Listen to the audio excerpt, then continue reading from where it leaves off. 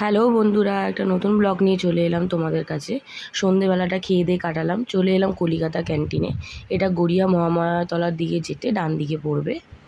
বাইরে দিয়ে দেখতে খুব সুন্দর লাগছে ক্যাফেটাকে, তোমরা দেখে নাও। এবং বাইরেও ওখানে বসার জায়গা রয়েছে, চারিদিকটা একবার দেখিয়ে নিলাম, দেখে নিতে পারো তোমরা। ইয়েলো কালারের আউটলুক, ভিতরে চেয়ারগুলো খুব সুন্দর, ভিতরের লুকটা তোমরা একবার ফলো করে নাও, খুব সুন্দর লাগছে ভিডিও করার জন্য, বেস্ট। কলিকাতা ক্যান্টিন লেখাটা খুব ইউনিক টাইপের, তার উপরে এই লাইটগুলো দেওয়া ছিল, অসাধারণ লাগছিল। চারিদিকের ভিডিওটা তোমাদেরকে দেখাচ্ছি। ওই কোণার দিকে একটা দিদা বসে খাচ্ছিল, ওনাকেও একটু ভিডিওতে নিয়ে নিলাম। কেমন টেরা চোখে তাকাচ্ছিল, যাই হোক ওনারও ভালো লেগেছে মনে হয় অনেকটা।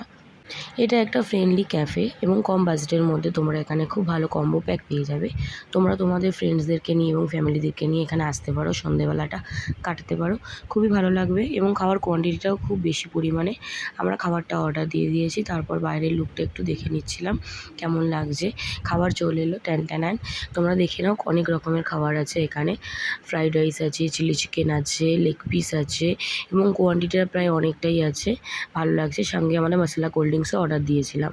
এটা কম্বো প্যাকের মধ্যেই ছিল, বাইরের দিয়ে কম্বো প্যাকটা দেখতে খুবই ভালো লাগছিলো, খেতেও খুব সুন্দর।